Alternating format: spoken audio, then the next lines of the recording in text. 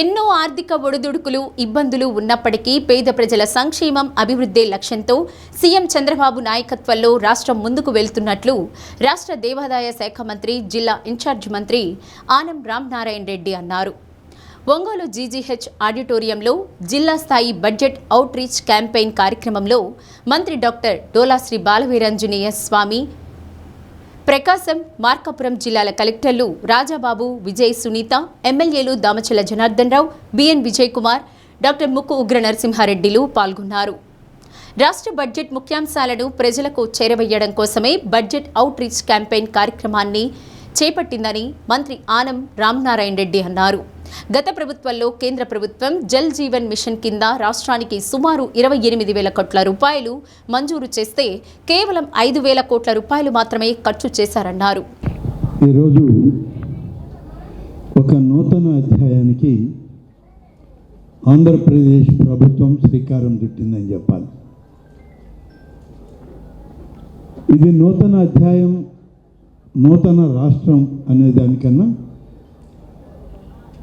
నూతన అధ్యాయంగా మనకున్నటువంటి వనరులు, మనం చేసేటువంటి ఖర్చు, ఇవన్నీ కూడా ఒకసారి గుర్తు చేసుకోవడానికి ఉపయోగపడుతుంది. ప్రధానంగా ఒక విషయం ఇక్కడ మనం చెప్పుకోవాలి.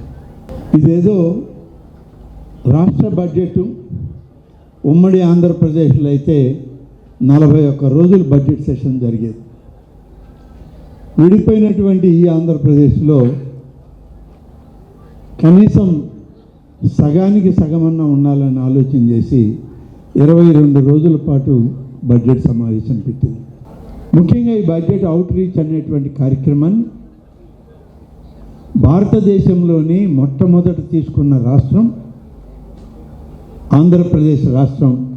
గౌరవ ముఖ్యమంత్రి చంద్రబాబు నాయుడు గారి నాయకత్వంలో పయ్యావుల కేశవ్ గారు ఆర్థిక శాఖ మంత్రిగా, ప్లానింగ్ మంత్రిగా ఈ కార్యక్రమం తీసుకోవడం జరిగింది.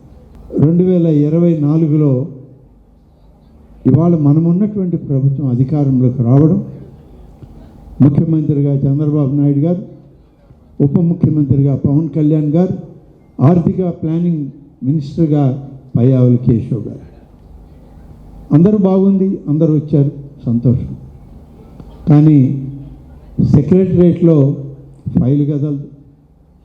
ఫైలు రాద్దామంటే కింది కార్యదర్శులు ఉంటారు, మీరేదో జిల్లాల నుంచి ప్రతిపాదనలు పంపిస్తుంటారు. అక్కడ ఫైనాన్స్ డిపార్ట్మెంట్కి పోతే ఇప్పుడు కాదని వెనక్కి వస్తూ ఉంటారు. మీకు సగం అర్థం కాదు, ప్రజలకు అసలు అర్థం కాదు. మేము అడిగిన పని మా మంత్రి చేయలేదు, మా ఎమ్మెల్యే చేయలేదు, మా ప్రభుత్వం చేయలేదు. ఇన్ని రకాల వైవిధ్యమైనటువంటి ఆలోచనలతో ఇవాళ ఈ ప్రభుత్వం గడిచిన 22 మాసాలు, 23వ మాసం వచ్చాం. ఇన్ని సందర్భాల్లో మీరు ఆలోచన చేయండి. ఏ జీతభత్యాలనైతే ప్రభుత్వ ఉద్యోగాలకు అందిస్తామనుకుంటున్నామో 1వ తారీఖు అనేటువంటి నిబంధనని ఇవాళ ఖచ్చితంగా నిబద్ధతతో అమలు చేసేటువంటి ప్రభుత్వం ఇవాళ మన ప్రభుత్వం అని చెప్పి మీకు మనం చేస్తాం. ప్రజలకు బడ్జెట్ కేటాయింపులపై స్పష్టత ఇవ్వడం, ముఖ్యాంశాలను వివరించడం, రాష్ట్రం ఎదుర్కొంటున్న ఆర్థిక సవాళ్లను తెలియజేయడమే బడ్జెట్ అవుట్ రీచ్ క్యాంపెయిన్ ముఖ్య ఉద్దేశమని మంత్రి డోలా శ్రీ బాలవీరాంజనేయ స్వామి అన్నారు. బడ్జెట్ అనేది మనం అసెంబ్లీలో ప్రవేశపెట్టడం, తర్వాత రోజు మీడియాలో రావటం, ఆ తర్వాత అసెంబ్లీలో చర్చ జరగడం అనేది సాధారణం. కానీ ముఖ్యమంత్రి గారు ఈ బడ్జెట్ అనేది ప్రతి జిల్లాలో కూడా ఏ ఏ విభాగాలు ఎంతెంత బడ్జెట్ మనం కేటాయించాము, దాంతోపాటు ఆ జిల్లాకి ఎంత నిధులు ఇచ్చాం, దాంతోపాటు మన ఈ సంవత్సరం చేపట్టబడేటువంటి అభివృద్ధి పనులను కూడా తెలియజేసుకుంటూ ప్రతి నియోజకవర్గానికి ఎంత బడ్జెట్ కేటాయించారు, దాంతోపాటుగా ప్రతి మండలానికి, అర్బన్ బాడీస్కి ఏ ఏ కేటాయింపులు జరిగాయని కూడా ఇక్కడ ఉన్నటువంటి అధికారులందరికీ కూడా ఒక అవగాహన ఉండాలి. ఈ అవగాహనతో పాటు ప్రజల్లో ఒక చర్చ జరగాల్సిన ఆవశ్యకత ఉందని చెప్పేసి మొట్టమొదటిసారిగా రాష్ట్ర ప్రభుత్వం నుండి ఈ కార్యక్రమానికి గౌరవ ముఖ్యమంత్రి శ్రీ నారా చంద్రబాబు నాయుడు గారు స్వీకారం చేయడం జరిగింది. 31 నుంచి 4వ తారీఖు లోపల అన్ని చోట్ల ఈ కార్యక్రమాలు తీసుకుంటున్నాం. జనాభా తెలంగాణకేమో జనాభా తక్కువ, ఆదాయం ఎక్కువతోటి రాష్ట్రం విడిపోయింది. అయినప్పటికీ కూడా 14-19లో మనం ప్రభుత్వాన్ని వృద్ధి రేటు పెంచుకుంటూ ముందు రావడం జరిగింది. తర్వాత వచ్చినటువంటి విధ్వంసకర ప్రభుత్వం రాష్ట్రంలో ఖజానాని అప్పుల వ్యవస్థ తీసుకురావడం జరిగింది. వచ్చిన తర్వాత ఈ 2 సంవత్సరాల్లో ప్రభుత్వం మళ్ళీ కూడా ఆర్థిక రంగాన్ని గాడిని పెట్టే ప్రయత్నం చేస్తూ ఉంది. ఇందులో ప్రధానంగా తీసుకుంటే మీరు ఒకసారి జరిగిన డెవలప్మెంట్ కూడా చూసుకున్నట్లయితే ప్రభుత్వం వచ్చిన తర్వాత కుంటుపడినటువంటి ప్రాజెక్ట్స్ అన్నీ కూడాను మళ్ళీ కూడా పరుగులెత్తే పరిస్థితి వచ్చింది. పోలవరం ప్రాజెక్టు కావచ్చు, అమరావతి ప్రాజెక్టు కావచ్చు, వెలుగొండ ప్రాజెక్టు కావచ్చు, అదేవిధంగా ఇక్కడ తీసుకున్న మన జిల్లాలో మొన్న సంగమేశ్వరం ప్రాజెక్ట్ మా కాన్స్టిట్యూన్సీలో అది 166 కోట్లు కేటాయించారు. అదేవిధంగా కొరిసిపాడు ఎత్తిపోతల పథకం కావచ్చు, ఇలాంటివన్నింటినీ కూడా తిరిగి ప్రజలకు ఒక ఆశలు చిగురిస్తూ ఈ ప్రభుత్వం వచ్చిన తర్వాత అభివృద్ధిని సంక్షేమాన్ని ముందుకు తీసుకెళ్తారు విధంగా ముందుకు రావడం జరుగుతుంది.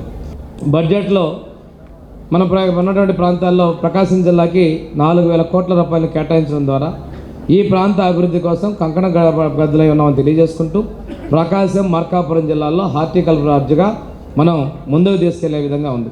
ఒకసారి తీసుకుంటే స్టేట్ రెవెన్యూలో వచ్చిన దానిలో 99% ఉద్యోగాల జీతభత్యాలకే మన ప్రభుత్వం ఇచ్చేస్తుందంటే ఈ సర్వీ మనం రాష్ట్ర పన్నుల రాబడిని కూడా పెంచుకునే విధంగా మనందరం కూడా ఆలోచన చేయాల్సిన అవసరం ఉంది. ప్రజల్లో కూడా ప్రభుత్వం నుంచి వస్తున్నాయి, మీరు మాకు చేయలేదా అనేటువంటి అపోహలు ఉండకుండా మీ బడ్జెట్ ఎంత, మీరు ఏం చేస్తున్నారు, దాన్ని ఎలా కేటాయిస్తున్నారు కూడా కింది స్థాయిలో మండల స్థాయిలో కూడా ఎక్కువ మంది స్పెషలిస్ట్ ఉన్నారు. ఇవన్నీ కూడా డిబేట్ చేయాల్సినటువంటి బాధ్యత ఉందని తెలియజేసుకుంటూ ఈరోజు ప్రభుత్వం ఈ అవుట్ రీచ్ ప్రోగ్రాం ద్వారా చేస్తున్నటువంటి ఈ కార్యక్రమాల్లో కూడా మీ అందరూ కూడా ప్రభుత్వం చేసినటువంటి ఈ ప్రయత్నాన్ని కింది స్థాయిగా తీసుకుని మనస్ఫూర్తిగా కోరుకుంటూ ప్రజలకు బడ్జెట్ ముఖ్యాంశాలను వివరించడం, రాష్ట్రం ఎదుర్కొంటున్న ఆర్థిక సవాళ్లను తెలియజేయడం ఈ కార్యక్రమం ప్రధాన ఉద్దేశమని దామచల్ల జనార్దన్ అన్నారు. మన బడ్జెట్ మీద ప్రతి ఒక్కరికి కూడా అవగాహన ఉండాలి. బడ్జెట్ని ఏ విధంగా పోయిన గవర్నమెంట్లో మనం ఎంత అప్పులో ఉన్నాం, మనకు వచ్చే రాబడి ఏంటి, మనం ఇస్తున్న పథకాలు ఏంటి, ఇవన్నీ కూడా తెలవాలని చెప్పేసి ఈరోజు ఈ సమావేశాలు ఏర్పాటు చేశారు. రాష్ట్రం అంతా కూడా అన్ని జిల్లాల్లో కూడా జిల్లా వైజ్గా ఈరోజు ఈ కార్యక్రమాలు కూడా జరుగుతూ ఉన్నాయి.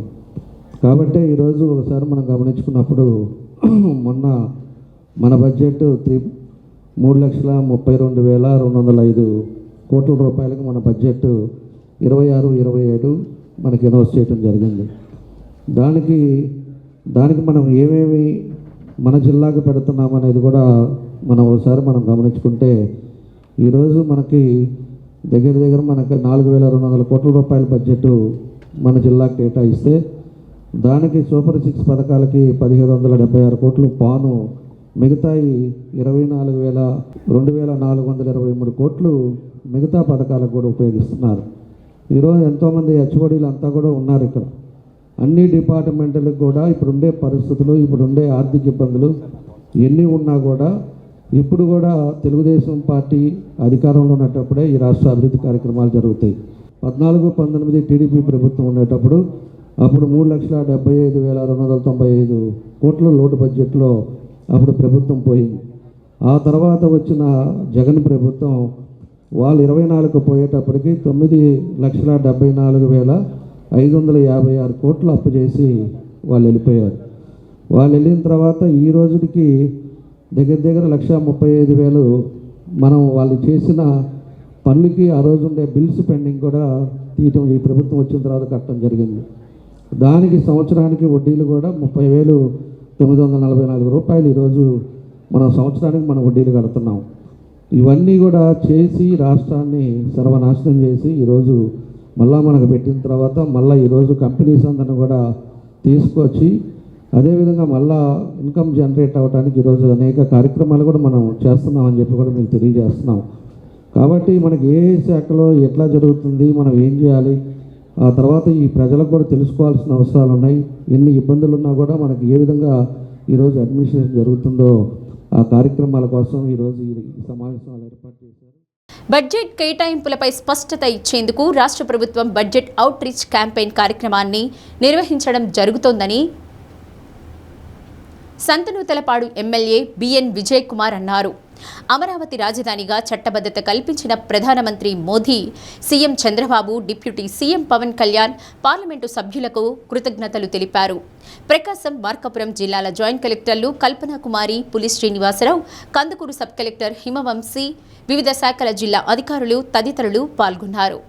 ఈరోజు ప్రభుత్వం, state government budget outreach campaign programme ఎందుకు పెట్టిందంటే, మన రాష్ట్రము ఫైనాన్షియల్గా ఎంత ఇబ్బందిలో ఉన్నామో, ఇప్పుడున్న పరిస్థితుల్లో మన స్టేట్ గవర్నమెంట్, మన ముఖ్యమంత్రి చంద్రబాబు నాయుడు గారు ఇంత కష్ట పరిస్థితుల్లో ఇంత బ్యాలెన్స్ చేసుకుంటా ఇన్ని డెవలప్మెంట్ సూపర్ 6 డెవలప్మెంట్ ప్రోగ్రామ్స్ ఇలాగ పోలవరము, అమరావతి, వెలుగొండ ఇలాంటివన్నీ ఎలా చేస్తున్నారు, ప్రతి ఒక్క మామూలు మనిషి కూడా తెలుసుకోవాలనే ఉద్దేశం ఇది. ఎందుకంటే అందరు అడుగుతూ ఉంటారు, మాకు ఇది రాలేదు, అది రాలేదు, ఇది ఎందుకు వచ్చింది, ఎందుకు రాలేదు కూడా కొద్దిగా తెలవడానికి ఈ క్యాంపెయిన్ ప్రోగ్రామ్ అని సందర్భంగా తెలియజేస్తూ, ఇంత కష్ట పరిస్థితుల్లో కూడా ఇలాంటి సూపర్ 6 అంటే pensions, free bus for ladies, దాని తర్వాత 3 గ్యాస్ సిలిండర్సు, అన్నదాత సుఖీభవ ఇలాంటివన్నీ చేస్తూ ఉన్నారంటే మీరు ఎలా చేస్తున్నారు, ఏం చేస్తున్నారు, ఎంత కష్టంగా ఉంది.